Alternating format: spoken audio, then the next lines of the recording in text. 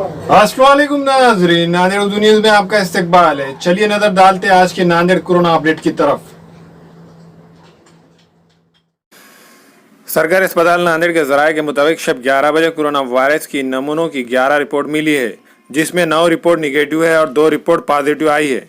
2 में से एक का ताल्लुक शहर नांदेड़ के चौपाला से है। चौपाला से एक 50 साल खातून कोरोना पॉजिटिव है और दूसरा मरीज 47 साल मर्द है जो नायगांव तालुके के देहात से ताल्लुक रखता है। कल दोपहर में एक कोरोना पॉजिटिव रिपोर्ट आई थी। नांदेड़ में अब तक कोरोना पॉजिटिव मरीजों की तादाद 195 हो गई है।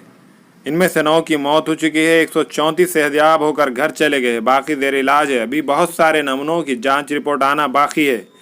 आज शाम तक रिपोर्ट आ सकती है। रात देर गए जिन 2 मरीजों की रिपोर्ट पॉजिटिव आई है वो शहर के सरकारी अस्पताल इशनुपुरी में जेर इलाज है।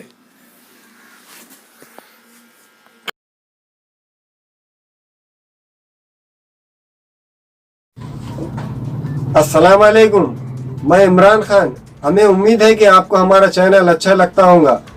लेटेस्ट न्यूज़ के लिए देखते रहिए नांदेड़ उर्दू न्यूज़, और न्यूज़ के पसंद आने पर लाइक, शेयर और सब्सक्राइब करना ना भूलें।